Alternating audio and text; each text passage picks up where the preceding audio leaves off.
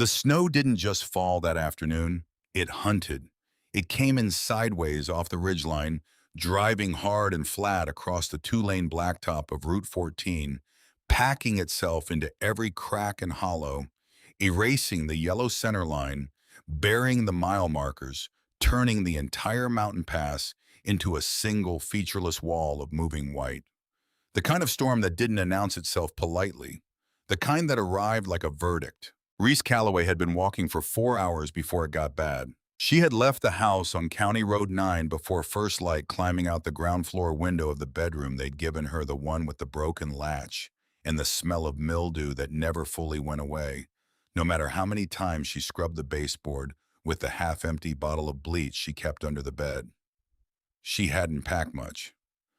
3 granola bars from the kitchen cabinet, the kind with the chocolate chips that Dale never ate, because he claimed they gave him headaches, which was convenient because they were the only food in that house she could take without him noticing. A faded library card she kept for no reason she could name. The oversized corduroy jacket that had belonged to someone else long before it belonged to her, olive green and worn thin at the elbows, 3 sizes too large across the shoulders, the kind of garment that had lived several lives before arriving in her possession through the intermediary of a donation bin at a school she no longer attended. Her boots were the worst of it. Cheap imitation leather, the kind sold in wire bins at the back of discount stores. The left sole had separated from the upper 2 weeks ago during a walk across the frozen gravel of the school parking lot. She had wrapped it with duct tape, 2 strips crosswise and 1 lengthwise, and it had held through rain and gravel and the hard linoleum floors of 3 different school hallways across 2 counties. But duct tape wasn't designed for a Wyoming blizzard in the 3rd week of November. And she already knew without looking down that the adhesive was going brittle in the cold. She could feel it in the way the sole shifted slightly with each step, a micro movement that hadn't been there yesterday, a loosening that was patient and inevitable. She didn't stop to check. Stopping meant thinking about the cold, and thinking about the cold meant acknowledging how fast her body was losing the battle against it. The split on her lower lip was still fresh. She could feel it pulling each time she tucked her chin too deep into the jacket collar. A thin, sharp line of dried blood that had crusted overnight into something permanent feeling. Dale Pruitt's knuckles had found her jawline at about 9 o'clock the previous evening. A casual, almost bored backhand that had more to do with the empty whiskey glass on the end table than with anything Reese had actually done. She had broken a ceramic coffee mug earlier in the day, dropped it reaching across the dish rack while washing dishes after dinner. The mug had hit the linoleum and broken cleanly in 2. That had been enough. It was always enough. She had lain still on the narrow bed afterward, listening to the television drone from the living room, listening to the specific quality of silence that indicated he had passed out in the recliner. She had done the arithmetic she always did in those moments. The arithmetic of risk. The arithmetic of endurance. How many more mornings like this one? How many more evenings like last night?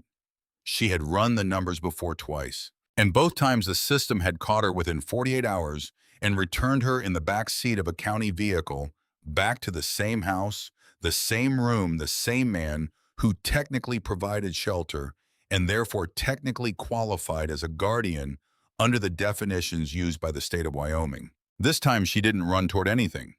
There was no plan, no destination, no friend waiting 2 towns over with a spare couch and a warm meal. There was only Route 14, which she had reached by cutting across 3 frozen fields and a shallow creek bed that had soaked her boots through before she was a mile from the house. Route 14 led away from County Road 9, and that was the only qualification that mattered at 2 in the morning when she had climbed through the window. The gas station at the base of the mountain had been her last point of contact with anything resembling civilization. She had gone in to use the restroom and stood for a moment in the warm fluorescent light near the register, pretending to study a rack of road maps, letting the heat work into her fingers. The small television mounted in the corner near the ceiling was cycling through a local weather segment. The meteorologist had used the word squall. He had gestured at a swirl of pale green on the radar map and said the word with the casual confidence of a man describing minor inconvenience. Light accumulation. Clearing by evening. Travelers should use caution on mountain passes above 4,000 feet. Reese had looked at the sky through the station window at the flat gray front pressing down over the tree line to the northwest, and thought that it didn't look like a squall. It looked like something that had been building for a long time and had finally decided to arrive. It looked like the sky had made up its mind. She had walked out anyway. There was nowhere inside to go. The front hit her at almost exactly 2 o'clock in the afternoon, according to the cracked face of the gas station watch she wore on her right wrist. A digital watch she had found in a lost and found box at a school 4 placements ago and never returned because no one had come to claim it. One moment the air was cold and still with a thin overcast light that flattened the landscape into shades of gray. 20 minutes later, the world had been replaced entirely. The temperature dropped hard and fast, the kind of drop that felt mechanical, like something being shut off. The wind came first, not from one direction, but from everywhere.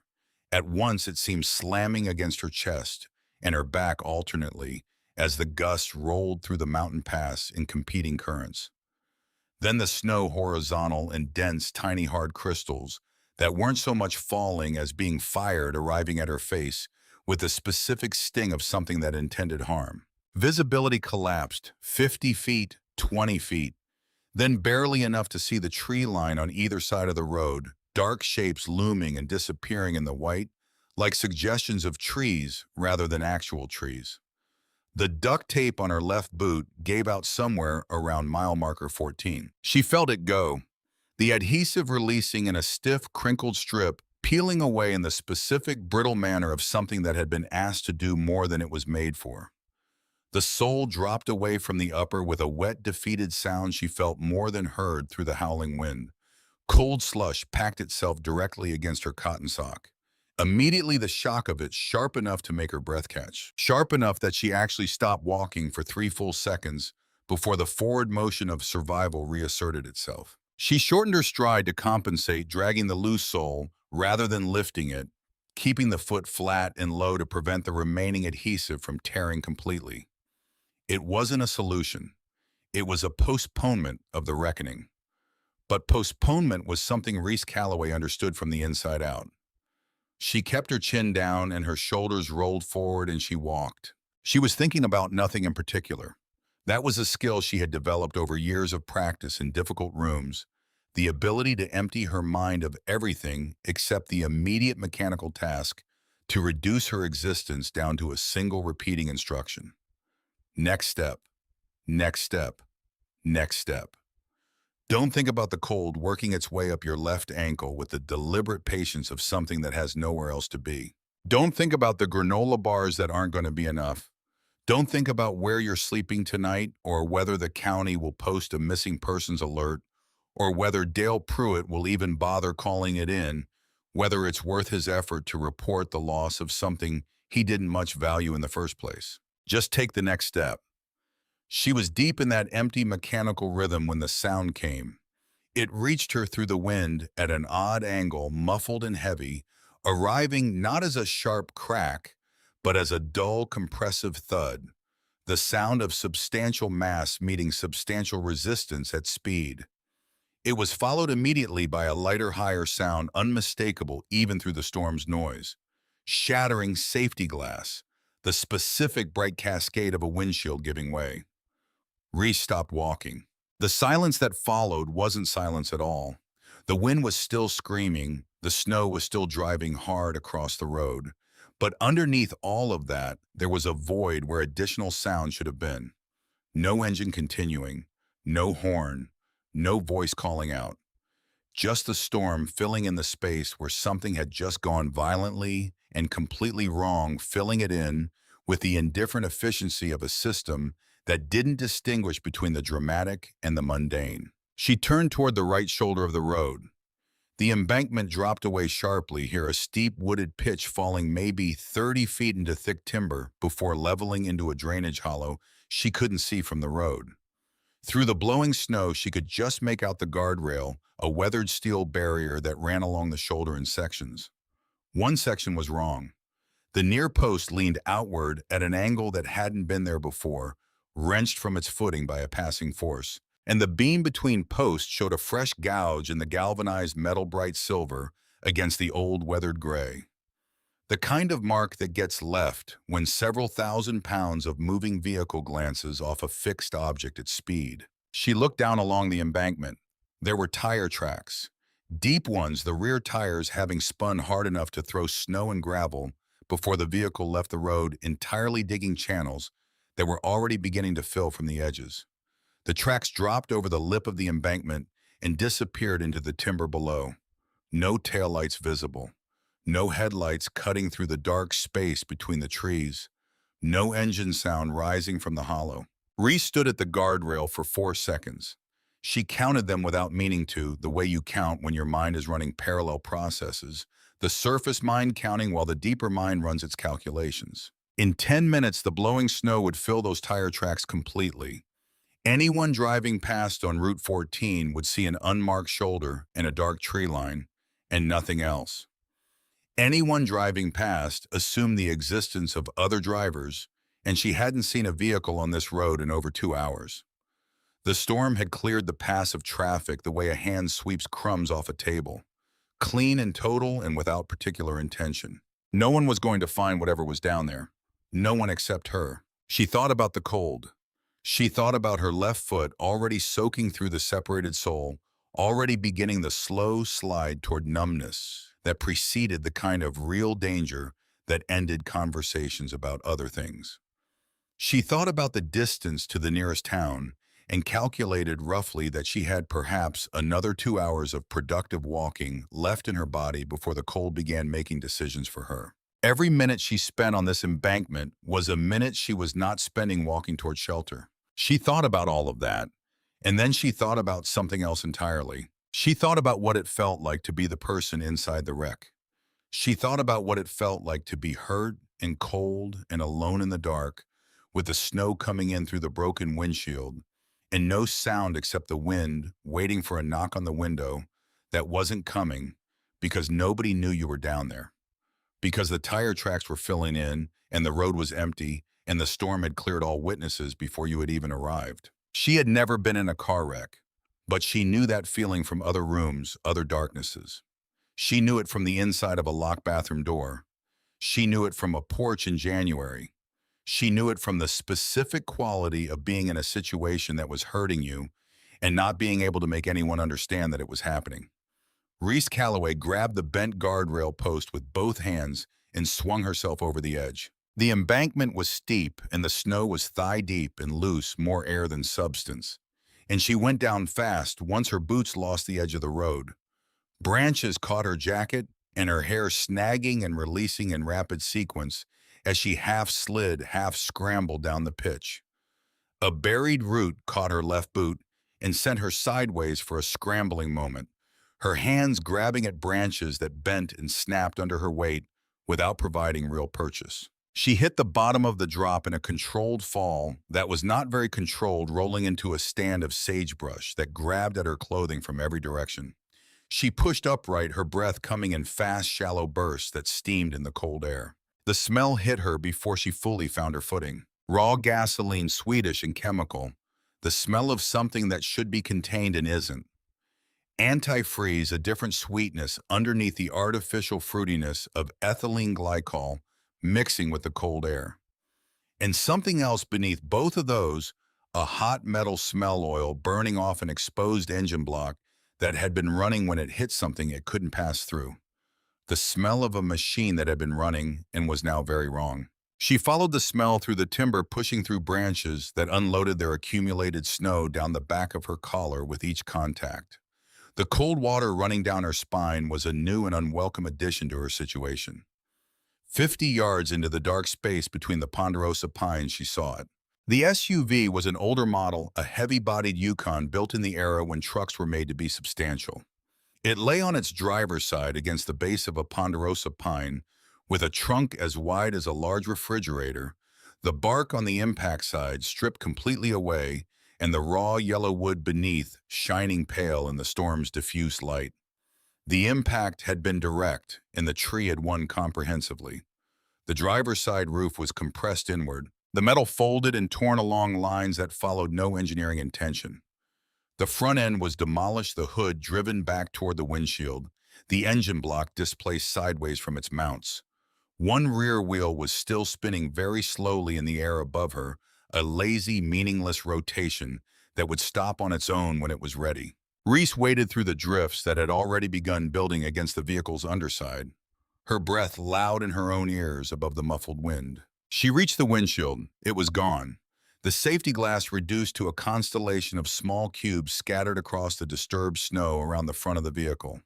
Through the opening, she could see the driver, a heavy man in a heavy leather jacket, with a patch sewn across the back, the lettering partially obscured by the way he hung suspended in his seatbelt.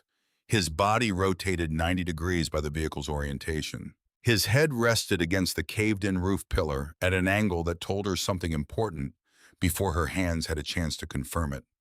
The angle of complete and final rest. She reached through the broken frame. She pressed two fingers against the thick column of his neck below the jaw where the pulse was supposed to be. The skin was still warm against her frozen fingertips, warm enough that she kept her fingers there longer than she needed to, pressing harder, moving them slightly to different positions, the way she had been shown once during a mandatory first aid module in 8th grade health class. She moved her fingers twice, finding the same thing both times. The silence under her fingertips was absolute. Not the silence of a heart beating too faintly to detect. The silence of a mechanism that had stopped. The ponderosa pine had done its work quickly and completely. She believed that, and she held on to it. She pulled her hand back. She looked at her fingers for a moment, then wiped them carefully on her jeans. She looked back up the embankment, toward where she knew the road was invisible behind the timber in the falling snow. She thought about the walk she still had to complete. She thought about her left foot and the failing boot and the granola bars in her pocket and the arithmetic of surviving until nightfall. She said to herself quietly and without drama that there was nothing she could do for the man in the driver's seat. She said to herself that she needed to move now before the cold made the decision for her. Then she heard the sound from the back seat. It was small, smaller than she expected any human sound to be. Muffled by the barrier between the front and rear compartments, filtered through what she slowly understood was a heavy winter blanket that had been tossed over the back seat, possibly stowed there, and flung forward by the force of impact. But even through all of that dampening, the character of the sound was unmistakable. A child, crying. Reese moved around the vehicle fast, her boots punching through the snow crust with each step. The rear passenger door was facing upward toward the gray sky now because the SUV lay on its side. She grabbed the handle and pulled. The door was jammed, the frame distorted by the impact, the mechanism binding in the bent steel. She pulled again with both hands, planting her right boot against the window frame below the door, using her legs to add force. The cold had gotten into the mechanism, and the damaged frame was holding it. And for a long moment, nothing happened except the sound of metal resisting and her own breathing getting ragged. She let go. She repositioned. She grabbed the handle again with her fingers wrapped all the way around it, her wrists cocked inward for maximum leverage, and she pulled with her back and her legs and everything she had in her frame that wasn't yet frozen. She felt something tear in her left shoulder, a hot, specific pain that ran from the shoulder joint up into her neck. She filed it in the category of things she would think about later and kept pulling. The latch gave with a sound like a single gunshot in the quiet woods, the door swinging up and backward on its hinges, and Reese went nearly over backward with it catching herself on the window frame with both hands at the last moment. She looked down into the overturned cab. There were two of them. She had expected one. The single small voice had implied one. But there were two, and the fact of it stopped her for a full second long enough to take them both in completely. Twin boys. 5 years old, maybe. Blonde hair plastered to their foreheads with sweat and tears. Wide blue eyes staring up at her from the dim interior of the overturned vehicle. They wore small denim jackets with something sewn on the back, a patch of some kind that Reese registered peripherally without processing. Because all of her attention was on the fact that neither boy had a hat or gloves, and the heater was dead, and the interior of the cab was already cold enough that she could see the small clouds of their breath in the dim light. The expression on their faces was one she knew well. She had worn it herself in different rooms at different ages. It was the expression of a person who has been alone with something terrible for long enough to stop expecting rescue and who is now looking at something that might be rescue and cannot yet commit to believing it. One of the boys, the one closest to her, was shaking hard enough that his teeth were clicking together in a rapid, involuntary percussion. "Uncle Walt won't wake up," he said. His voice cracked on the last word, his chest heaving against the harness that still held him in the sideways car seat. "It's really cold in here." Reese looked at him. She looked at his brother, who hadn't spoken, who was watching her with an expression of focused, silent attention. She looked at the dead heater and the missing windshield, and the snow already beginning to sift in through the broken glass. She said, "I know it's cold. My name is Reese. What's yours?" "Caleb," the shaking boy said. He pointed at his brother with a hand that trembled continuously. "That's Owen." "Okay," Reese said. She heard her own voice come out level and practical, the voice she used when things were bad, and level and practical were the only tools available. "Caleb, Owen, we're going to go for a walk now." The buckles on the car seats had frozen. The release buttons were plastic, and the cold had contracted them just enough to jam the mechanism, and her fingers were stiff and poorly responsive from the hours of exposure. She pressed the release on Caleb's harness 3 times without result, the button refusing to travel the necessary distance. She felt a cold spike that had nothing to do with the temperature, the specific cold of a plan beginning to fail. She looked around the interior of the overturned cab, her eyes moving fast across the available materials. The windshield was gone. There was safety glass everywhere, the small, blunt cubes of tempered glass scattered across every surface. But along the frame, there were still some larger pieces, fragments that had held together in the corners before the impact finished them pieces, with edges that had broken at angles rather than blunting. She found a piece maybe 4 inches long, one edge broken at an acute angle. She picked it up carefully between thumb and forefinger. She said to Caleb, "Don't look at the glass, look at my face." He looked at her face. She held his gaze and used the broken edge to saw at the nylon webbing of the shoulder strap, working back and forth, the fibers parting one by one in the cold, stiff material. It took longer than she wanted. Her fingers were slow and the nylon had hardened in the cold. But the shoulder strap gave then the lap belt, and she caught Caleb with both arms before he could tumble into the debris on the low side of the cab. He weighed almost nothing. That was her first thought. Her second thought was that he weighed exactly the wrong amount, light enough to be carried with one arm, heavy enough to change every calculation she had been running about the next several hours. She passed him up through the open door, setting him on the side panel of the overturned vehicle, telling him to hold the edge and not let go. Then she dropped back into the cab for Owen, who had watched the entire procedure without making a sound, and who grabbed at her jacket with both hands the moment she cut him free, holding on before she had a chance to catch him.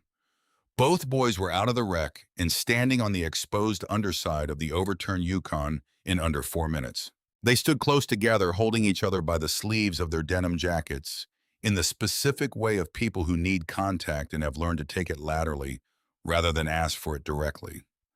Their faces were pale and wet with dried tears.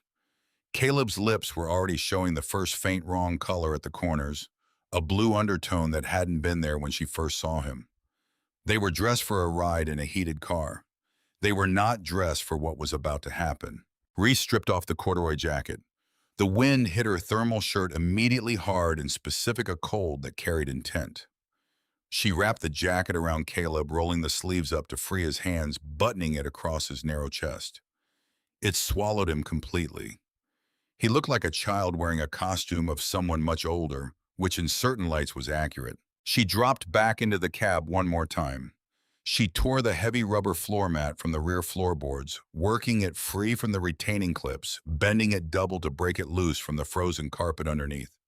She grabbed the long strip of nylon she had cut from Caleb's harness and a second length from Owen's side. She climbed back out. She knelt in the snow in front of both boys. The wind was driving ice crystals directly into her face at an angle that made her eyes want to close. She kept them open. "Here is what we're going to do," she said. She used the planning voice, the inventory voice, the voice that named things clearly because clarity was a form of control, when control was the thing you most needed. Owen, you're going to sit on this mat and hold the edges. Both edges. You don't let go for any reason. If you fall off, I won't know it happened, so you have to hold on. Caleb, you're going to get on my back. Arms around my neck, legs around my waist. Lock your ankles. Owen sat down on the mat without hesitation. He grabbed the edges with both hands, his knuckles going white. Caleb looked at her for a moment with those wide blue eyes. Then he climbed onto her back. She looped the first seatbelt length under Caleb's thighs and across her own shoulders, tying it across her chest in a knot. She checked 3 times with fingers that were becoming unreliable. She felt the weight settle. He was heavier than he looked, heavier than his thin frame suggested. She ran the math quickly, 40 pounds, maybe 45. Dead weight in deep snow. The number was correct. She chose not to let the number matter. She threaded the second nylon strip through the hole at the top of the floor mat and wrapped the other end twice around her right wrist. She stood up. The combined load hit her knees and lower back simultaneously. The floor mat's drag resistance added to the equation immediately, a constant backward pull. She stood in the wind for a moment and took full inventory of her situation, because inventory was not pessimism. Inventory was the first requirement of any plan. Left boot compromised, getting worse. Left foot wet, cold, the numbness working upward from the toes. Right hand wrist already aching from the nylon wrap. Left shoulder, the torn thing from prying the door, pulling hot with every movement. Body temperature, she still had reserves, but they were finite, and the rate of depletion was going to accelerate significantly once she stopped having the option of moving fast to generate heat. 2 children alive, cold getting colder. 30 feet of embankment, then however many miles to the nearest shelter. She looked up the slope. "Hold tight, Caleb," she said. "We're going to climb now." The climb took 20 minutes and used her in ways she would understand more fully later. For every 2 steps she gained, the loose snow gave up 1 step beneath her, sliding back down the slope and taking her with it. She dug her free left hand into the slope where she could, grabbing at buried roots and exposed branch stubs, anything that offered purchase. Caleb held on without being told, his face pressed against the back of her neck, his small hands locked across her collarbone. Owen said nothing from the mat, but she could feel the drag and hear the scraping sound that told her he was still there. She reached the guardrail and pulled herself over it and dropped to one knee on the surface of Route 14. She stayed there for a long moment, her chest heaving, small dark points moving at the periphery of her vision. She waited for the spots to clear. She pulled Owen's mat up over the guardrail beside her. Then she stood up and looked at the road. The blacktop was entirely gone. There was no center line, no edge marking, no visible mile marker in either direction. The storm had replaced Route 14 with a continuous, featureless plain of moving white, bounded on either side by the blurred, dark suggestion of tree lines. The wind hit her full force on the open road, unobstructed by the timber, a sustained pressure against her chest that required conscious effort to stand upright against. Caleb raised his head from her neck. His voice was very small in the enormous noise of the storm. "My dad's going to come find us," he said. "He always comes." Reese looked east down the road toward the valley 20 miles away. She looked west up the road toward the summit and the elevation above. She thought about what she knew. The lower ground was too far on foot in these conditions, but she had passed a highway maintenance shed 2 or 3 miles to the west earlier in the day, a squat cinder block structure set back from the shoulder. The kind of building that existed in every mountain pass for the people who kept the roads open in weather like this. She did not tell Caleb that his father didn't know where they were. She did not say that the tire tracks from the accident were buried beyond recovery. She did not share the arithmetic she was running about exposure time and core temperature and distance. She tightened her grip on the mat strap.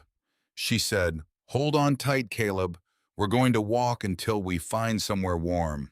Owen looked up at her from the floor mat, his hands on the edges, his face pale and serious, and trusting in a way she had not earned and could not afford to examine. She turned into the wind. She took the first step. The wind on the open road was a different entity than the wind in the timber. In the trees, the gusts had been chaotic, coming from odd angles, turbulent and unpredictable. Out here on the exposed grade of Route 14, the wind had direction and purpose.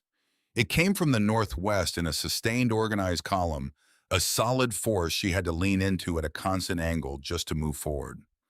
The moment her posture shifted toward vertical, it pushed her back. She walked at a permanent tilt chin, tucked eyes narrowed to slits against the horizontal snow that arrived at her face with the persistence of something that had decided to find every available gap in her defenses. Caleb's weight on her back shifted with every step, the seatbelt strap digging into her shoulders and crossing her sternum in a line that restricted her breathing.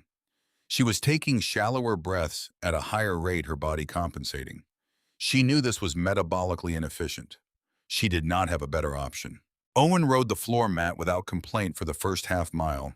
She could hear him back there, the scrape of rubber against packed snow, the occasional small adjustment of his grip. She called his name every few minutes to confirm he was present, and he answered each time with a single word. She accepted that as her monitoring system. At the mile-and-a-half mark, she introduced the game. She didn't call it a game. She just told them loudly enough to carry over the wind that she needed their help. She told them that the motorcycles their dad rode made a sound that could cut through anything, even weather this bad, and that if they both made that sound loudly and continuously, it would help her stay on the road. She needed the sound, she said. She needed it loud. Caleb started first. A low, chest-deep rumble, the serious effort of a 5-year-old committing fully to an imitation. Owen picked it up from the mat behind her, slightly higher in pitch, slightly rougher at the edges. The sound was thin and small against the scale of the storm, barely reaching her ears over the wind. But she could feel the vibration of it in Caleb's chest against her shoulder blades, and that vibration meant consciousness. And consciousness was the measurement that mattered most right now. Louder, she said. They went louder. She walked. At the second mile, she nearly walked into the metal post of a buried mile marker. She put out her left hand just before her face would have made contact, her palm taking the impact against the cold steel. She stopped. She turned back to Owen. His color was wrong. The blue she had noticed at the corners of his lips had deepened and spread, no longer a hint, but a definite wrong shade against the pale. His eyes were open and tracking, but the delay between her speaking his name and his eyes finding her face was measurably longer than it had been at the last check. She had no medical training. She had observation, which was a different and in some ways more reliable thing. She knew what she was looking at. She unzipped the thermal shirt without deliberating about it. The cold took her stomach immediately, a blade of a sensation that contracted every muscle in her abdomen. She reached down and took Owen's hands from the mat edges. His fingers were stiff and poorly articulated, like collections of wooden pieces loosely joined. She pressed his hands flat against her bare skin below her ribs. The contact made her whole core clench involuntarily, a deep spasm of cold that was violent and brief. She held his hands there through the spasm and kept them there after it passed. She counted 90 seconds. Then she pulled his hands out, pressed them briefly between her own palms, and tucked them inside the corduroy jacket crossed over his own chest. "Keep them there," she said. "Don't take them out for any reason." He nodded. The nod was slow, working at half speed. She picked up the mat strap and kept moving. The thermal shirt was wet now against her skin, the moisture working its way through the cotton. A wet thermal shirt in these conditions was worse than no shirt, the moisture conducting heat away from her body at a rate that bare skin and still air would not have matched. She understood this the way you understand things that you have no language for, but that your body has already calculated and reported. She walked faster. Moving faster generated heat. Moving faster also burned reserves she didn't have to spare, but the calculation resolved in favor of faster, and so she walked faster. At mile 3, Caleb stopped making the engine sound. Not the quiet of sleep, not the quiet of comfort. A specific alarming absence of sound from the small body on her back, the engine noise dropping away, the small adjustments of grip and position ceasing. She felt his head rest heavier against her shoulder, the weight shifting downward in the way of reduced muscle engagement. "Caleb," she said. Nothing. "Caleb!" Louder, sharper, a word with edges. A small sound came back, barely audible. But there, she stopped. She bent carefully forward to keep the strap tight and reached back with her left hand to press against his face. His cheek was cold against her palm, colder than it should have been, but when she pressed, he turned his face fractionally toward her hand. A reflex, something still responding. "Make the engine sound," she said. A pause, then, vroom. The word was nearly nothing, barely breath. "I can't hear you over the wind," she said. "Make it louder." Vroom, fractionally stronger. "Keep going," she said. "Don't stop." She walked. The engine sound became her vital sign monitor. A continuous low murmur against the back of her neck, uneven, sometimes fading to a level she couldn't hear, and could only feel as a vibration, but always returning when she called his name. She called his name at intervals she tried to keep consistent, because consistency was a form of reliability, and reliability was the thing she was trying to embody right now. Miles 3 through 5 were the longest of her life, measured against any other unit of time she had experienced. The grade steepened as Route 14 climbed toward the summit, the road rising in a long, steady pitch that increased the mechanical demand on her legs with every step. The snow on the road surface was deeper up here, the wind creating diagonal drifts across the pavement that rose to her knees in the worst sections. She had to lift her right leg high and drive it forward into each drift, breaking a path, then drag her left leg through the same channel. Her left foot had gone entirely numb at approximately mile 2. The cold had moved up past the ankle and into her calf, now a deep woodenness that felt almost comfortable by contrast with the sharp pain that had preceded it. She understood what that comfort signified. She accepted it as one more piece of information to be filed and not acted upon. She thought about small things as she walked. The specific sound of Owen's mat on the snow surface, the way it changed when the mat hit a buried crack in the pavement versus a buried rock. The weight distribution of Caleb on her back and how small adjustments to her forward lean changed the load on her lower spine. She thought about these things because they were immediate and real and required the exact amount of mental engagement available to her, leaving no surplus for the calculations that would not help her now. She did not think about how far it was to the shed. She did not think about what she would do if the shed was locked or if she had remembered its location wrong. She took the next step. At mile 5, she stopped for water. There was no water. She scooped a double handful of snow from the surface of a drift and held it against her stomach under her shirt, letting her body heat work on it. It melted slowly. She cupped the small amount of cold water to Caleb's mouth first, and then moved around to give Owen his share. It was not enough. It was what she had. Then mile 5 gave way to mile 6. And at mile 6, Reese Calloway's legs failed. It happened without drama or announcement. The glycogen in her thigh muscles, the fuel that had been powering the lifting and stepping and pulling for the last several hours, simply ran out. The mechanism stopped.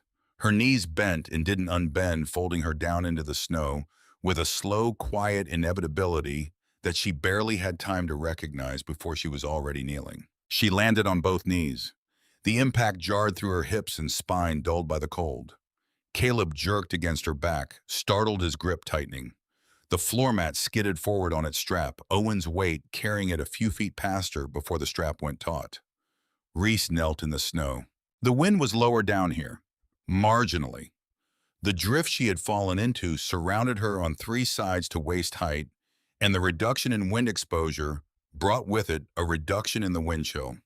And that reduction in wind chill meant the cold felt less aggressive, and the cold feeling less aggressive felt almost pleasant, which was the most dangerous thing she had experienced all day. She had read about this. A book with a cracked spine on a shelf in a foster house 2 placements ago, a wilderness survival manual that someone had bought and never opened. She had read it cover to cover on a Saturday when there was nothing else to do. The comfort that comes with advanced hypothermia is not comfort. It is the body beginning to withdraw from its extremities, consolidating its resources, preparing for a transition. The body deciding which systems it can afford to stop running. She looked back at Owen. He had turned on the mat to face her. His hands were on the edges, following her instructions even now, even at this distance.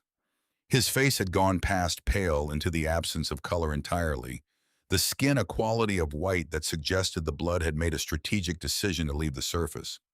His lips were blue, not the faint tint she had noticed at mile 2, blue, and he had stopped shivering.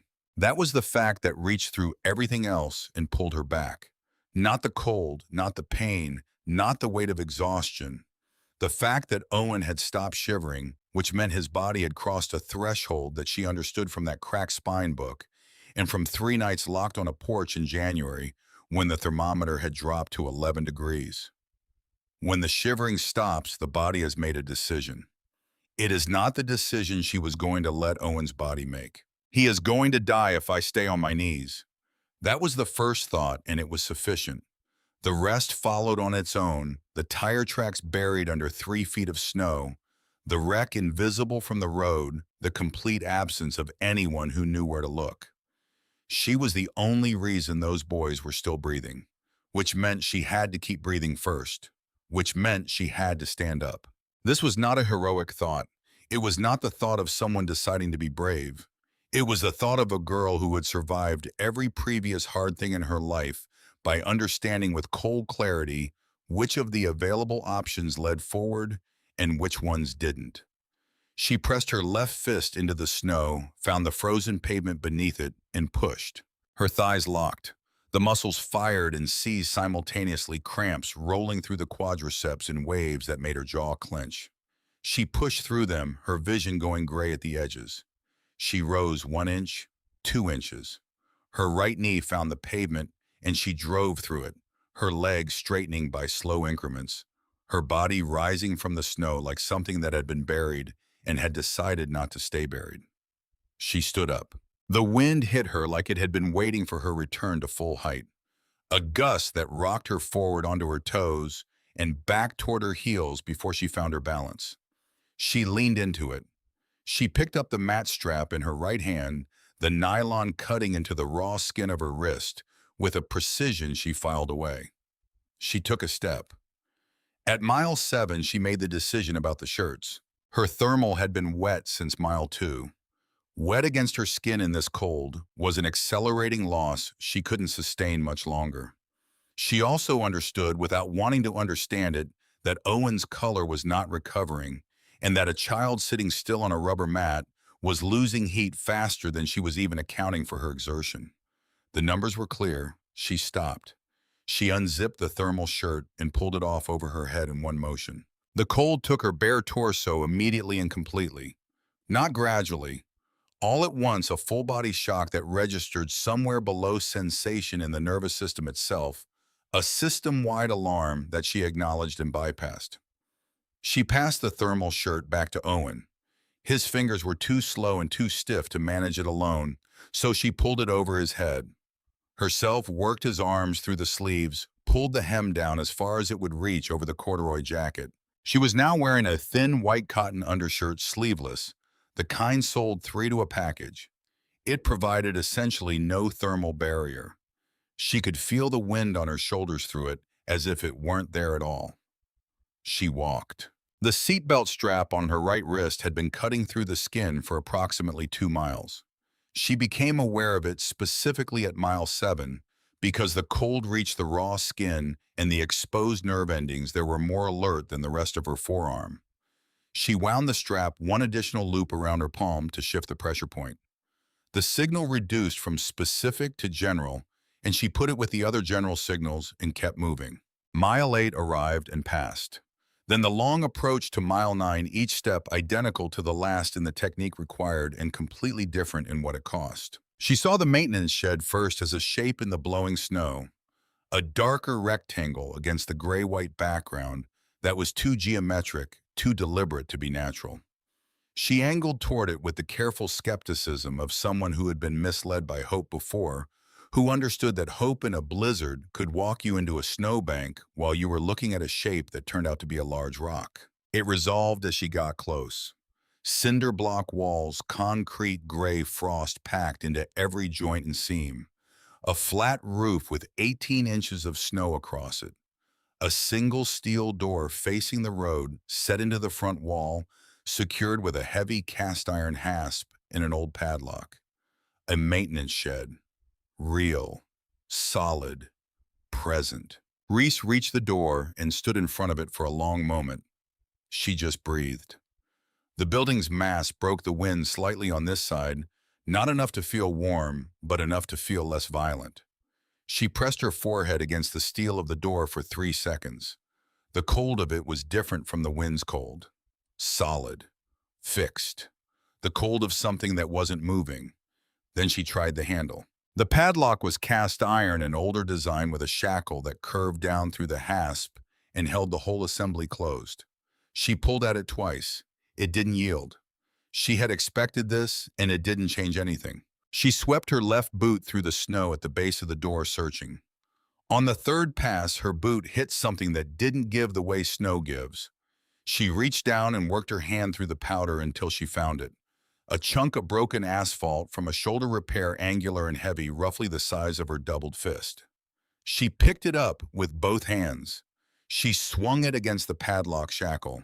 The impact traveled up through her wrists and elbows and rattled her back teeth. The lock held. Again. Again. On the fourth swing, she felt a difference in the quality of the impact.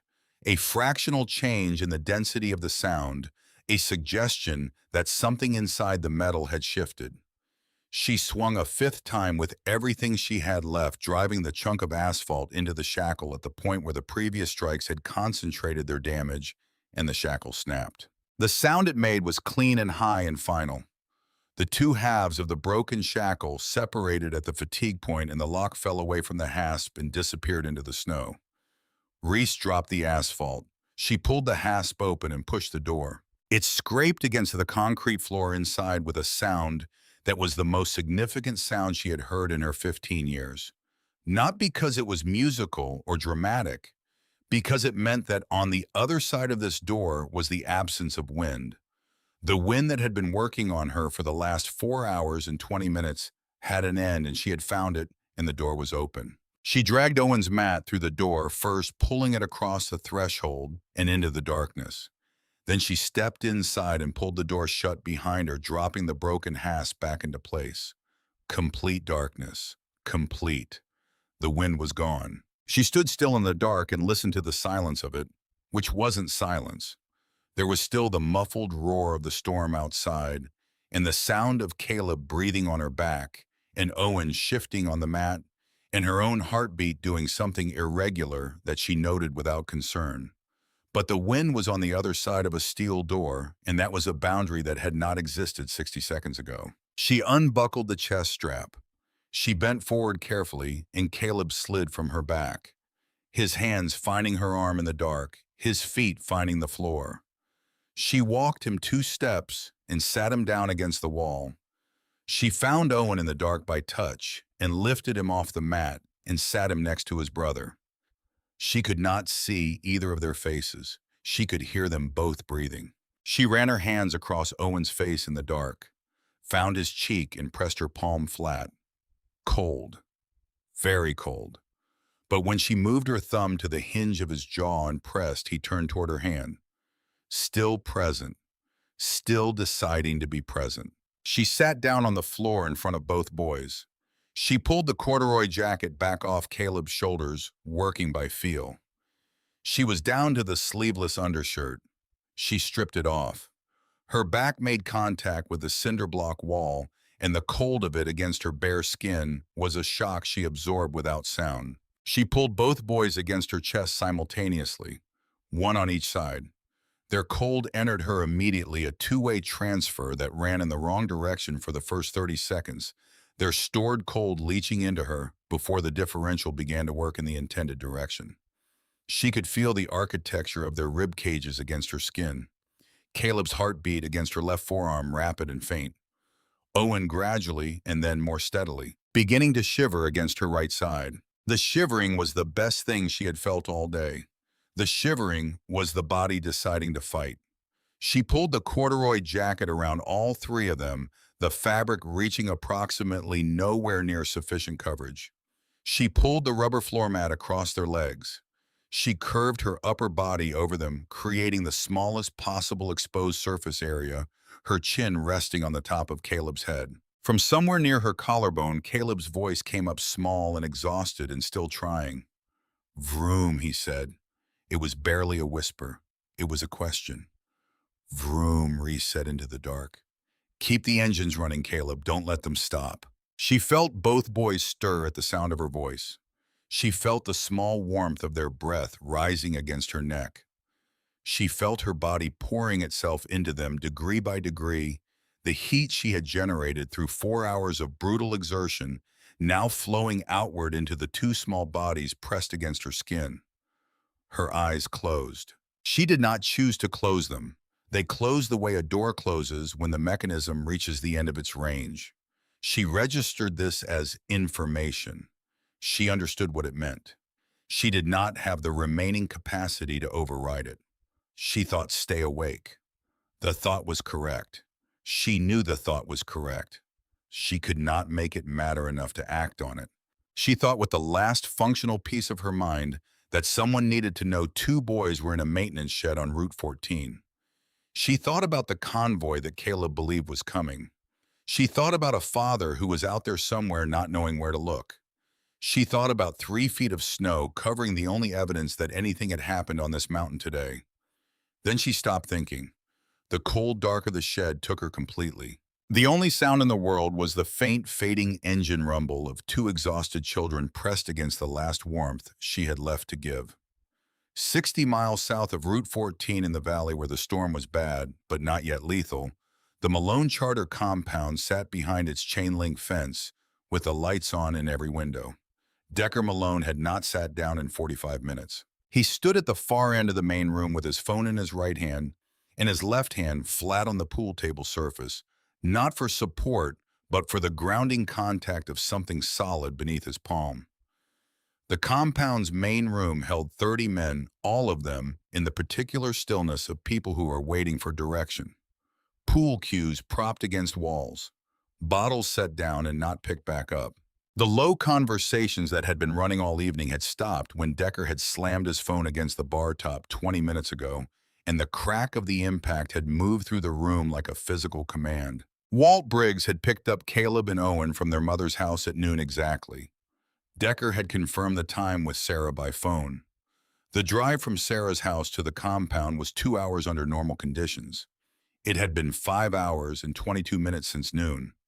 Walt's cell phone rolled directly to voicemail on the first ring, which could mean a dead battery or a tower outage, and the tower outages on the ridge above the pass had been confirmed by Highway Patrol. So that was possible. Possible was not sufficient. Walt Briggs had driven mountain roads in winter conditions for 22 years. He knew Route 14 the way other men knew their own living rooms. He would not park in a snowbank for 5 hours without sending some form of communication. He would not be 5 hours late delivering the president's children without accounting for it through every available channel. Walt Briggs was one of the most reliable people Decker had ever known, which was why he had trusted Walt with the most important cargo in his life. And the fact that Walt had not been in contact for 5 hours and 22 minutes in a storm with confirmed tower outages was still not sufficient. Highway Patrol says the pass is fully closed, Harlow said from the corner booth. He was delivering the information in the flat, careful tone of someone who understands that the person receiving bad news is also the person who will be determining the response to it. Plows were pulled back an hour ago. Zero visibility reported above the 4,000-foot mark. They're not sending anyone up until conditions improve. When, Decker said. The word was not a question. It was a measurement request. Earliest estimate is 4 in the morning.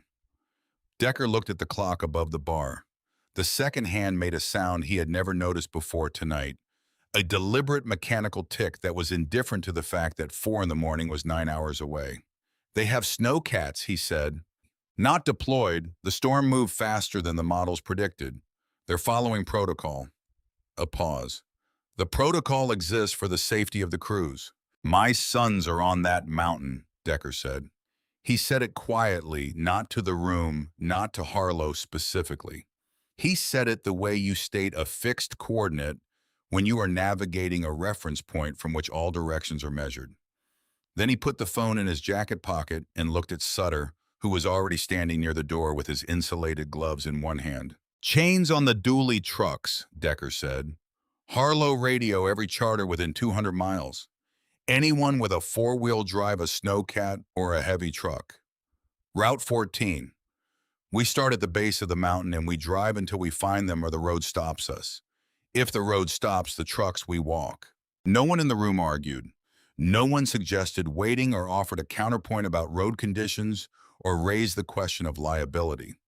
The men in the room had joined an organization that operated on a single foundational principle, and that principle was being invoked right now in its most literal form, and they understood that completely. Chairs scraped, gear was lifted from hooks and benches, the door opened, and the storm came in for 3 seconds, its cold and noise filling the room before the door closed again. The clock above the bar kept its indifferent tick. Within 10 minutes, 5 heavily modified diesel trucks with snow chains on all 4 wheels and extra fuel strapped to the rear bumpers rolled out of the compound and turned north toward the mountain. The convoy moved at 15 miles per hour where the road was legible and 10 miles per hour where it wasn't. Decker sat in the passenger seat of the lead truck and looked at the right shoulder of the road. He sat perfectly still and looked at the shoulder with the attention of a man who understood precisely what he was looking for, and precisely what it would mean if he found it, and precisely what it would mean if he didn't. Sutter drove with both hands on the wheel and said nothing. The heater ran at maximum, and the windshield slowly defogged from the bottom up, revealing the storm by increments. Harlow's voice came over the CB at intervals with charter locations and ETAs. More trucks were converging on Route 14 from 2 different directions. Decker registered this information and returned his attention to the shoulder. They were 40 minutes up the mountain grade, moving through conditions that were actively working to stop them, when Harlow's voice came over the CB with a different quality. Boss, left side, break in the tree line, fresh timber damage, big impact. Stop, Decker said. Sutter had already found the brakes. Decker was out of the passenger door before the truck fully settled, dropping into thigh-deep snow on the shoulder, pulling a high-powered spotlight from inside his jacket. He waded to the left shoulder where Harlow was already standing, his own light aimed down the embankment. The beam cut through the driving snow and illuminated a path of destruction through the timber. Large branches sheared clean, bark stripped from the near side of a massive ponderosa 60 feet below. And at the base of that tree, barely visible at the edge of the spotlight's range, a shape that was the wrong color and the wrong geometry for anything that belonged in a forest. That's Walt's Yukon, Harlow said. His voice had changed. Decker went down the embankment without preparation or ceremony. He slid the last 25 feet on the seat of his jacket, came up out of the snow at the bottom, already moving, and covered the 50 yards to the wreck in the particular stride of someone who has stopped being deterrable. He reached the driver's side. He looked through the destroyed windshield at Walt for 3 seconds. He looked away. He moved along the underside of the overturned vehicle to the rear. The passenger door was open, hanging backward from distorted hinges, the frame bent out of true. He climbed up the side panel and looked down into the overturned rear compartment. The car seats were there, both of them properly bolted, still secure, both empty. He dropped into the cab. He moved the spotlight across the interior methodically, the way you examine a scene that is telling you something important, and you need to understand all of it before you move. He picked up the nylon webbing hanging from Caleb's harness. He held it close to the light. The end was frayed and uneven, cut by something small and sharp that had worked hard to cut it. Not unbuckled. Cut. The second harness. Same. The left rear floor mat missing from its clips. A length of seat belt webbing also gone. Sutter had come down behind him. His light was sweeping the snow outside the vehicle. Decker, Sutter said. Come look at this. Decker climbed out and went to where Sutter was pointing his beam. The snow around the vehicle had been disturbed, filled in by subsequent accumulation, but still legible to someone who knew how to read disturbed snow. Boot prints. Small ones, and leading away from the vehicle toward the embankment slope, a dragging channel. Wide, the width of a floor mat. With a specific texture that meant something flat and rigid had been pulled across the surface. Alongside the drag channel, the compressed narrow channels of small boot prints, one of them leaving a pattern that indicated a compromised sole. Decker stood looking at these marks for a full 10 seconds. He had spent 20 years solving problems that didn't announce their solutions. He had learned to read evidence the way a good reader reads text, not word by word, but in blocks of meaning, the whole picture assembling faster than the individual pieces could be processed sequentially. He read the evidence in the snow, and the picture assembled.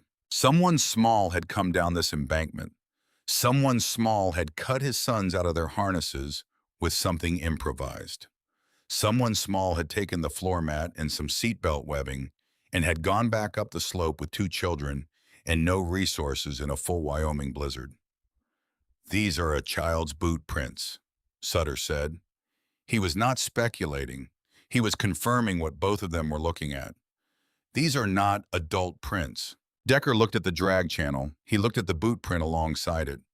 He thought about what it meant, the specific combination of those two things, the floor mat and the small boot prints and the cut harnesses, and the fact that his sons were not in this vehicle. He looked up the embankment. "West," he said. "Whoever this is went west. There's a state maintenance shed about 2 miles up the grade. It's the only shelter within range of anyone moving on foot in this." He went up the embankment. The convoy turned west.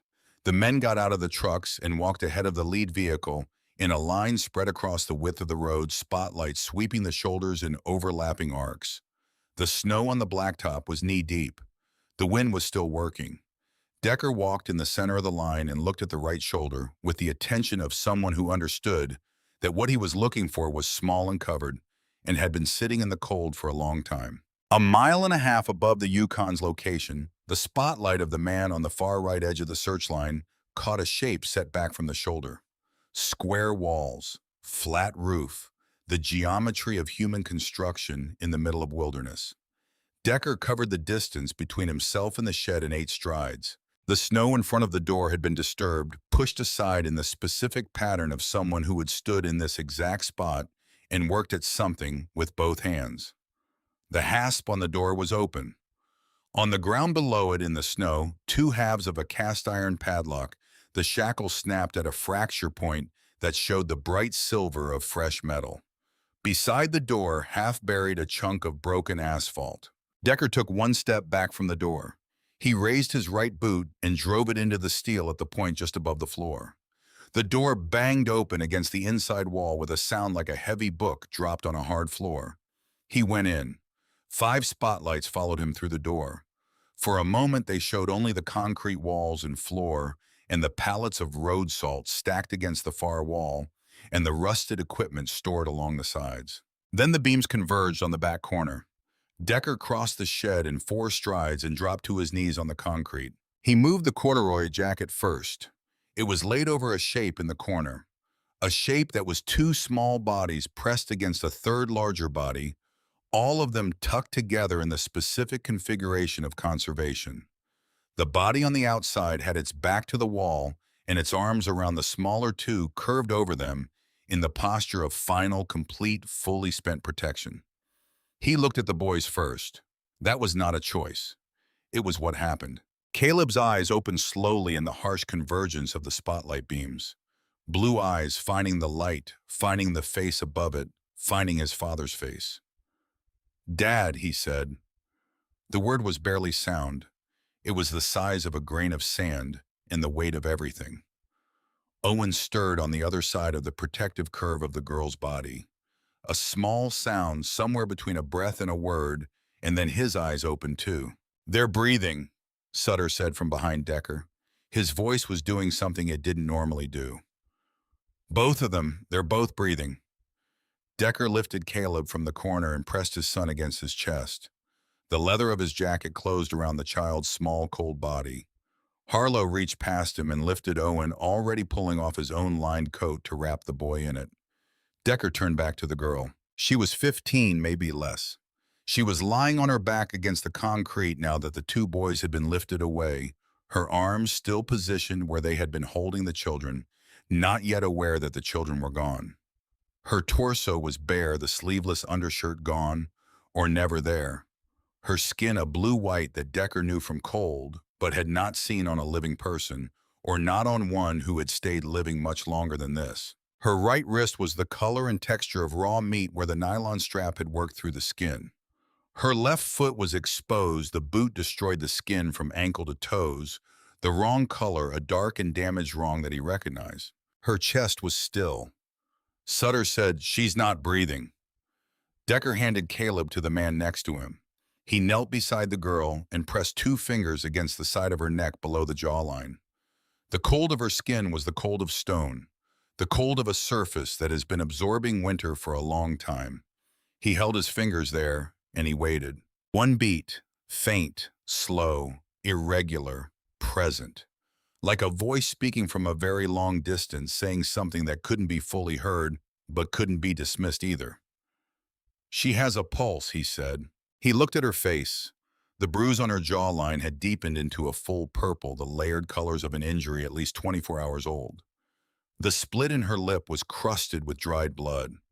These were not storm injuries. These were the injuries she had been carrying when she went down that embankment, when she cut his sons out of their harnesses, when she loaded them onto her back and walked 9 miles in a blizzard until she had nothing left to pour out of herself. He stripped his leather cut from his shoulders. He laid it across her bare chest.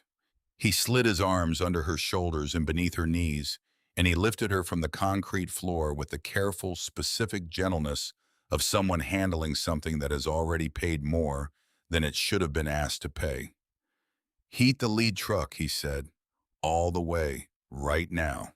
He carried her out of the shed and into the storm. The wind hit them both. He turned his body to put his back to the wind, shielding her face against his chest, and he walked toward the line of running diesel engines burning in the dark. The interior of the lead truck was a sustained blast of dry heat that smelled of melting plastic and old dust. Sutter had the climate control at maximum before Decker reached the passenger door. The windshield was completely fogged. The dashboard instruments glowed orange in the enclosed dark. Decker stepped up into the passenger seat with Reese in his arms and pulled the door shut with his boot. The storm cut off. The hiss of the vents and the idle of the engine replaced its sounds that were loud only in contrast with the complete silence of the storm's absence. He positioned her across his lap, her head in the crook of his left arm, her legs over the center console. She weighed almost nothing. Not in the sense that she was small, though she was small. In the sense that the frame of her beneath the skin was underdeveloped in a way that had nothing to do with the storm. The bones of her shoulders were prominent in his hands in the way of someone who had been chronically underfed over a long period of time in a way that was not accidental. His leather cut was across her chest. He tucked it tighter around her sides. In the dashboard's orange glow, her face gave him more information than he had been able to gather in the dark of the shed. The bruise at her jawline was larger than touch had conveyed, running from the hinge of her jaw down along the left side of her neck. In the dashboard light, he could see that it was a layered bruise colors at different stages of development, which meant it hadn't all happened at once. The dried blood on her lip was a darker color than the blood on her wrist, which told him exactly what it meant. The lip injury was older, predated, the storm predated everything that happened on this mountain today. She had come down that embankment already carrying someone else's damage. Sutter put the truck in drive, and the convoy began its descent. The chains found the packed snow and chewed through it in a grinding, purposeful rhythm. Decker pressed 2 fingers against her throat again. The pulse was there, faint, the same irregular flutter. He watched her chest for the rise and fall of breathing and found it shallow and far too slow but continuous. Her lips had gone from deep blue to a slightly less deep blue. The heat of the cab was working beginning at the surface. From the back seat, Harlow kept Caleb and Owen engaged with questions, the practiced technique of someone who understood that consciousness needed maintenance right now. Both boys were answering. Owen's responses were slow and had long gaps, but they were coming. Decker looked at the girl in his arms and thought about what he had read in the snow and what he had seen in the shed. He had spent 20 years as the president of the Malone Charter, operating according to a principle that he had articulated once and never needed to articulate again because it was self-evident to anyone who understood what the charter was.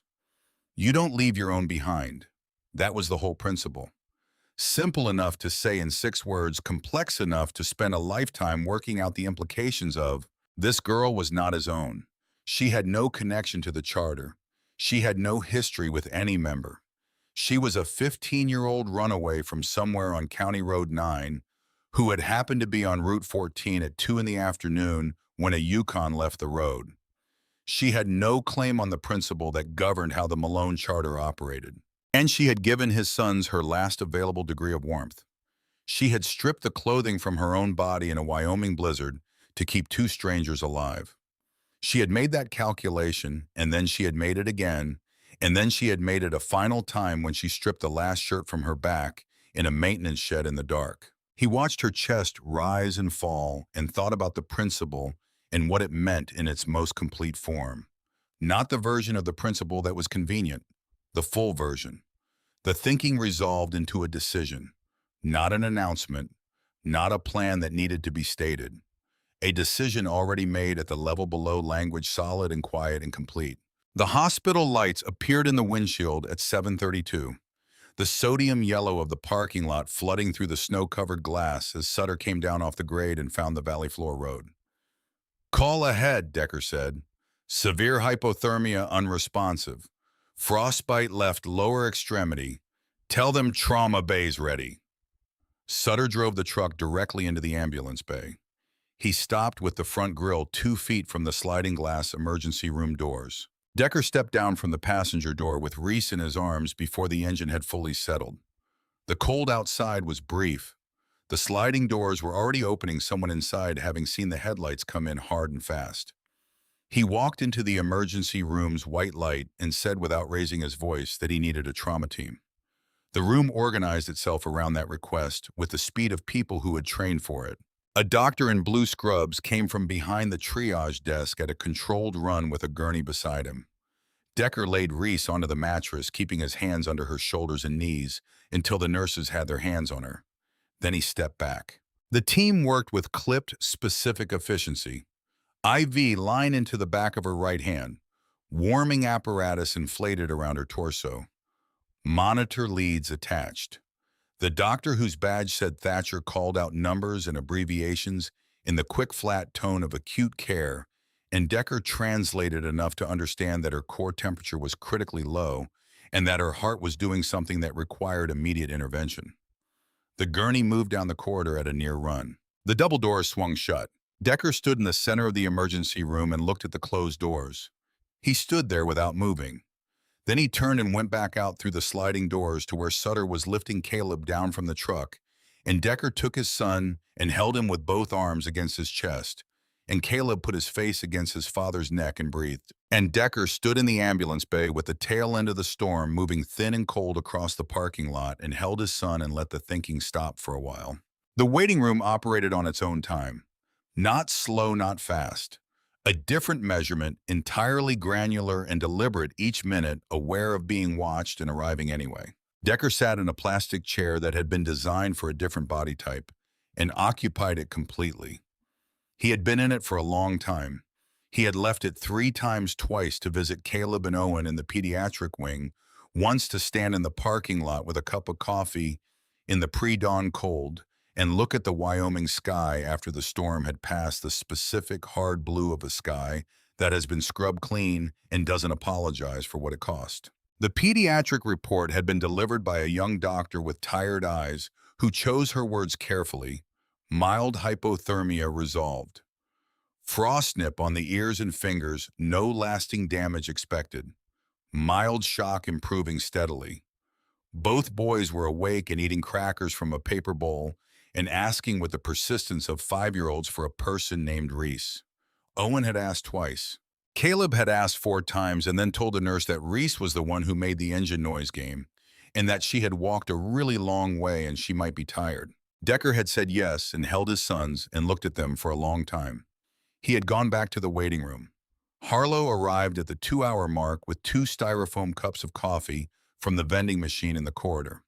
He handed one to Decker and sat in the adjacent chair, and they occupied the waiting room together in the correct way, which was without unnecessary speech.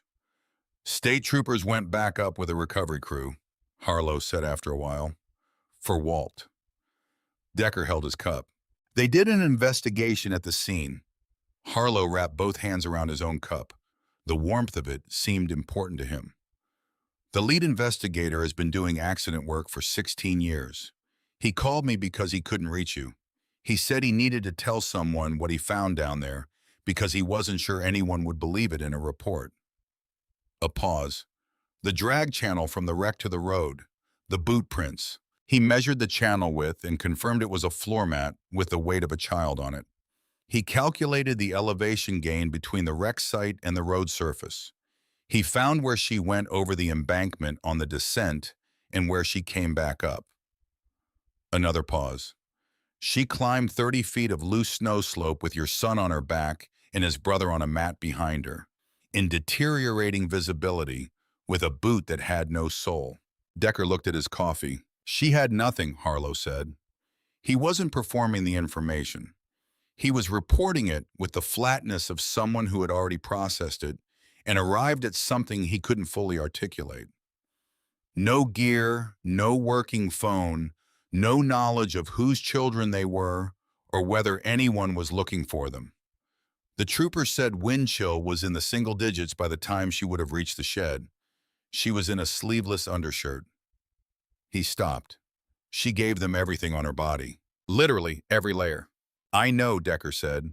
Social worker ran her name about an hour ago. Reese Calloway, 15 years old. She's in the system. 3 placements in the last 2 years.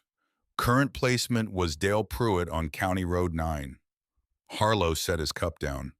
2 prior reports of physical abuse against Pruitt. Both cases closed for insufficient evidence. The fluorescent lights in the waiting room made a sound when the room was quiet enough. A low, continuous hum that Decker had not noticed before this moment. The bruise on her jaw, Harlow said. That was from the night before the storm. She left after he hit her. Decker set his cup on the floor beside his chair. He looked at his hands, the ink across the backs of them, the rings he wore, the specific, capable weight of his hands in his lap. He stood up. He said to Harlow, "Get Sutter." Harlow looked at him. 14 years of working alongside this man had given him a precise understanding of the information encoded in those 2 words spoken in that tone. He did not ask for elaboration. "Give me an hour," Harlow said. At 4:15 in the morning, while Reese Calloway lay in the ICU with warm saline in her veins and a cardiac monitor tracing the slow, careful return of her heart to normal rhythm. 3 trucks from the Malone Charter turned off the county highway onto the gravel road that led to County Road 9. What happened at the house at the end of that road was not discussed in the waiting room or the hospital corridor or in any subsequent conversation that anyone reported to anyone else. What became known was what Sutter told Harlow over coffee in the hospital corridor at 7 in the morning, that Dale Pruitt had opened his front door at 4:15 and looked at what was standing on his porch, and that he had signed a document relinquishing his state guardianship rights in under 10 minutes, and that his truck had been seen leaving County Road 9 before 5 in the morning heading east, and that it had not returned. Did he ask why? Harlow said. Sutter considered the question for a moment. He didn't need to, Sutter said. On the morning of the 3rd day, the cardiac monitor in room 4 changed its rhythm. Decker had been in the chair beside the bed long enough that the chair's particular discomforts had become simply the conditions of sitting, no longer specific complaints, but background reality. He had learned the room sounds, the ventilator cycle, the monitor's tones, the particular quality of silence before a nurse entered.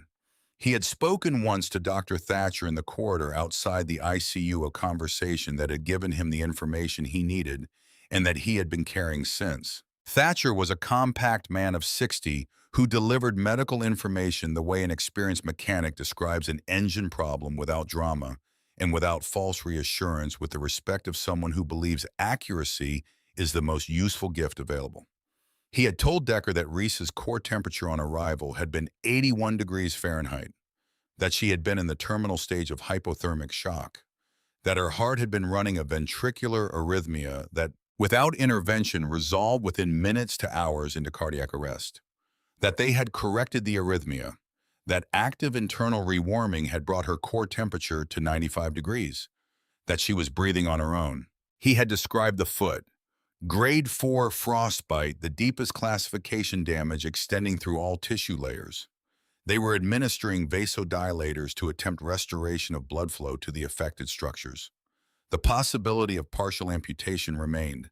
They would know more in several days. And then he had said something else in the tone of a man who had been in emergency medicine for a long time and had developed positions that the clinical literature didn't fully support, but that his experience insisted on. He had said that what the girl in room 4 had done was outside the physiological parameters of normal self-preservation behavior. The human body, Thatcher said, is engineered to protect its own core temperature above all competing priorities.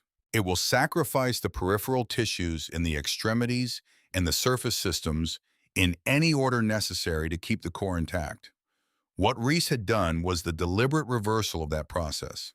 She had transferred her core warmth outwards systematically and intentionally over a period of hours. This, Thatcher said, was not something the body does. This was something the person inside the body does, and it left a different kind of mark. Decker had said thank you and returned to the chair. He was in the chair on the morning of the third day when the monitor changed. The rhythm had been running at a medicated 38 beats per minute for most of 48 hours, the deep sedation doing its metabolic work. When it shifted by increments, climbing through the 40s and into the 50s, the waveform altering in ways that Decker couldn't name technically, but could read clearly enough. He leaned forward. Reese's face changed first. The total stillness of deep sedation which had given her face the quality of an absence began to shift. The muscle at the jaw hinge tightened slightly. Her brow drew together in a small unconscious expression of effort or pain or the work of ascending. Her right hand moved, a reaching gesture that found nothing and subsided. Her eyes opened. Not cleanly. The lids parted unevenly, the eyes beneath moving in random arcs, before finding purchase on the overhead light before the processing engaged, and the arcs became intentional search. Decker sat forward. He kept his hands on his own knees. He kept his voice at its lowest register. Easy, he said. You're safe. You're in a hospital. Her eyes moved toward the sound. Focus assembled, slowly taking inventory. Ceiling tiles, monitor leads, IV line, large man sitting very still in a chair. He watched the inventory proceed and watched the expression change as it moved from location finding to something more urgent. She pulled her right arm back. The movement was strong and reflexive. The IV line pulling taut, her whole upper body trying to create distance from the large person beside her. The motion of someone whose body had learned through repetition that stillness near a large person was not reliably safe. Easy, Decker said, exactly as before. No change in volume or tone. He did not move toward her. He kept his hands on his knees. You're not going to be hurt. You're in a hospital. You're safe. She stopped pulling against the IV line. She lay watching him from across the bed, her breathing faster than the monitor preferred.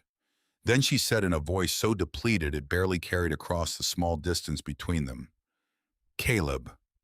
One word. First word. Not a question about herself or her location or the machines attached to her body.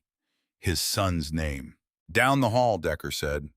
He held her gaze with the steadiness of a man who understood exactly what it cost her to ask that question and exactly what it would cost if the answer were wrong.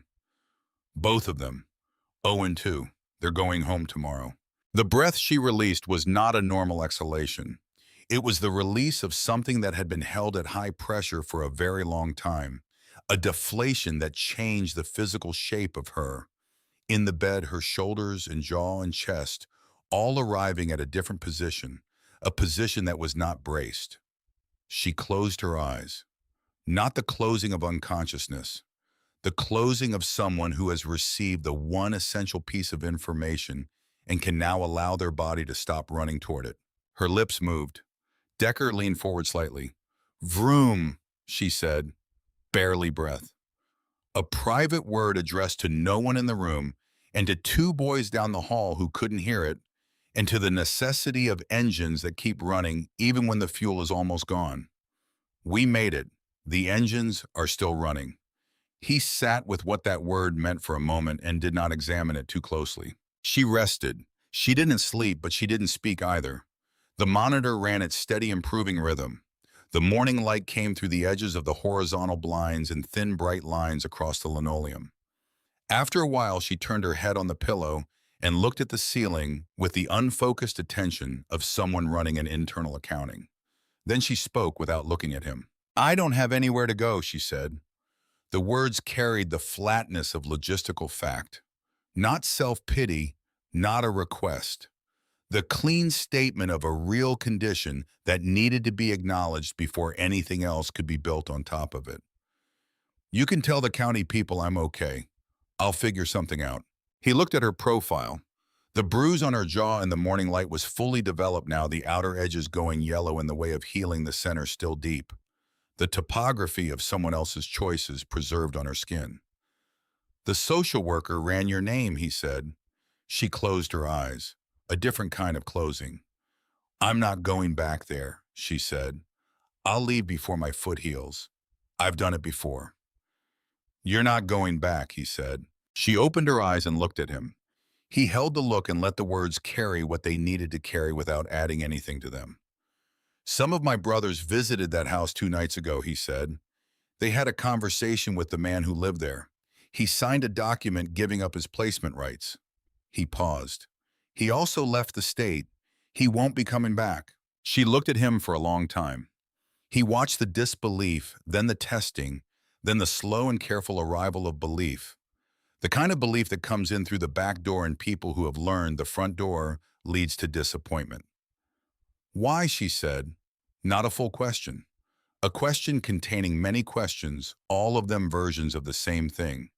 He had heard it before in different rooms from different people, and he had only ever had one answer for it. "Because you bled for us," he said. "That's the rule. You carried my blood 9 miles in the dark. You gave everything you had on your back and your body to keep my sons alive. You paid a debt you didn't owe." She looked at the ceiling. He stood up. He walked to the window and pulled the horizontal blinds open with one hand. The morning light came fully into the room. "Can you sit up?" he said. She pushed her elbow into the mattress and raised herself slowly, her face tightening with the effort. She came up enough to see past him to the parking lot below. The parking lot was not empty. The rows of vehicles stretched from the ambulance bay at the near end to the perimeter fence and beyond it onto the service road. Motorcycles, hundreds of them, lined in formation with the precision of people who organize out of respect rather than requirement. The chrome catching the winter morning light in long horizontal lines. Heavy trucks at the perimeter. Men in leather standing by their machines, some in small groups, some alone. All of them facing the hospital building in the posture of people who have decided that waiting is the point. Burn barrels at intervals threw thin, straight columns of smoke into the cold, still air. The storm was completely gone. The sky above the valley was the particular absolute blue of Wyoming winter after a front has passed and taken everything unclear with it. As the blinds opened, a man in the front row of the lot looked up toward the window. He raised his right fist into the air. The man beside him raised his. The gesture moved outward in both directions, simultaneously traveling through the rows in a wave that expanded until the air above the entire parking lot was filled with raised right fists. Hundreds of them, directed at a single third-floor window. No shouting, no engines revving, no sound at all. Just the silent, enormous, deliberate statement of 700 people who had driven through the end of a blizzard to stand in a parking lot in the cold and say something that didn't need words to be said. Reese sat in the hospital bed and looked at it. He watched her face while she watched them. He watched the moment it reached her when the understanding of what she was seeing moved from her eyes into something deeper. Her jaw tightened. Her eyes went bright. The tears came without sound, without performance, simply the unstoppable arrival of water at the surface of a face that had been holding itself in constraint for longer than 15 years of living should have required. She put her right hand over her mouth and cried without making a sound, the way you cry when you have learned that crying out loud didn't change anything. and the only kind that remained was the quiet kind. He reached into his jacket pocket. The bracelet was braided dark leather with a small solid silver skull set into the center. The skull worn smooth from handling no larger than a thumbnail. It had been in his pocket since the morning after the shed, since he had sat in this same chair, looking at this same face, and the decision had finished assembling itself below the level of language. He placed it on the blanket in front of her. She looked at it for a long time without touching it. "You don't run anymore, Reese," he said. His voice was steady. "You're home." She picked it up with her right hand. She held it between her fingers and looked at it with the expression of someone holding an object whose weight is not physical and has no equivalent. The bracelet sat in her palm. She turned it over once, twice, feeling the braid of the leather and the small weight of the silver at its center. Then she put it on her right wrist, working the clasp with fingers that still didn't bend all the way. It took 3 tries. When it was on, she looked at it. She looked at it the way you look at something you are going to need to grow into something that is the right size for who you are going to be. Outside the window, the fists stayed raised for a while longer. Then one by one, the men in the parking lot began to lower their arms, unhurried in the way of people who have finished saying what they came to say and are at peace with the saying of it. Decker stood at the window and watched them. Reese lay back against the pillow and closed her eyes. The monitor ran its steady, improving rhythm. The morning held still for a while before it moved on into the day. A year is a specific thing. It has a beginning and an end. And in the middle of it, if you are paying attention, you can feel the particular texture of time moving at exactly the rate that allows things to change when they are allowed to change. Reese Calloway paid attention. The left foot healed slowly and not completely, which is the only way that kind of damage heals. There was a scar along the outer edge where the deepest tissue damage had been a ridge of pale skin that was sensitive to cold in a way the rest of her foot was not. She wore her boots a half size larger on that side to accommodate the way the cold had rearranged the structures of her toes. But she walked without a limp by March, which Dr. Thatcher had described as medically improbable, using the tone he reserved for things that the literature predicted but the patient disproved. She ran on the flat gravel of the compound lot by May, carefully watching the left foot on uneven surfaces. By September, she could stand on the concrete floor of the garage for a full 8-hour day without the foot becoming an issue she had to manage. The garage was where she spent most of her time and where most of what needed to happen happened. It was a long cinder block building at the back of the compound, 4 bays wide, smelling permanently of motor oil and brake cleaner, and the warm metallic smell of engines that had been running within the last several hours. Vance, who had been working on engines for 30 years and who taught primarily by pointing at things and waiting, had started her education in February with the fundamental vocabulary, oil changes, tire rotations, the taxonomy of hand tools, and what each one was actually for rather than what it was called. He had a theory that most mechanical work was about listening, that a machine told you what was wrong before it broke down completely if you knew how to pay the right kind of attention, and that the only way to develop that attention was to do the work slowly and repeatedly until the sounds became a language. Reese took to this naturally. She had been learning to pay the right kind of attention to what things were saying before they said it directly for most of her life.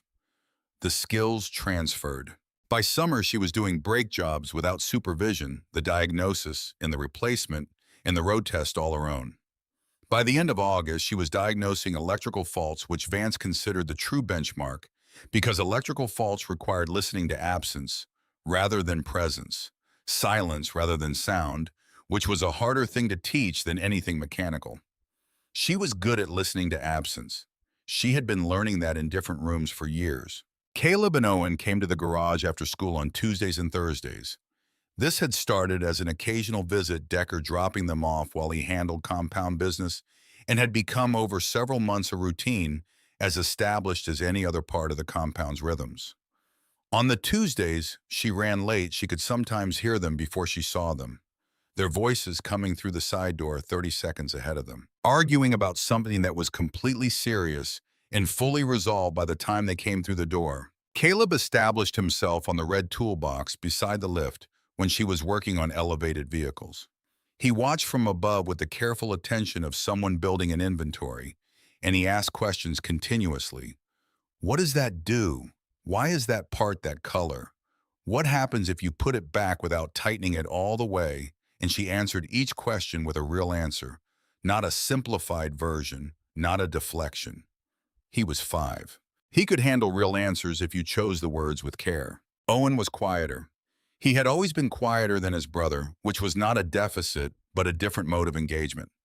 He kept a small notebook now, a blue composition book he carried in his jacket pocket, and he sat on the second step of the garage stairs and made drawings of the equipment and the vehicles and the people working on them.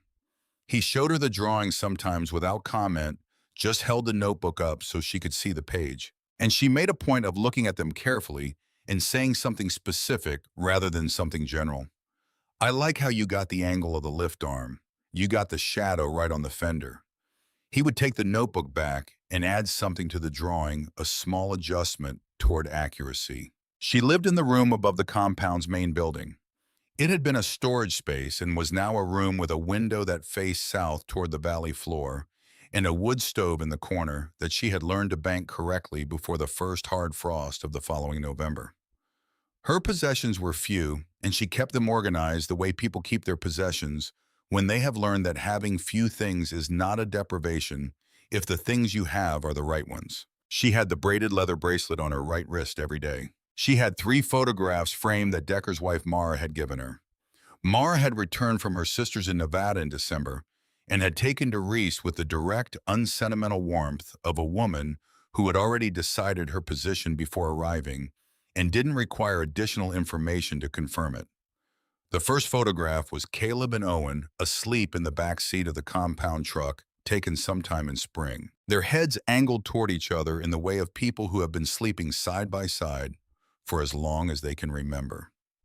The second was the garage in early morning light before anyone arrived.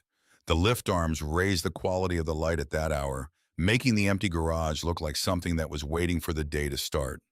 The third was Reese herself at the workbench, a carburetor in her hands, and grease on her forearm, and her attention entirely on what she was holding. Her face unguarded in the way of a person who doesn't know a photograph is being taken. She had looked at that photograph for a long time when Mara gave it to her.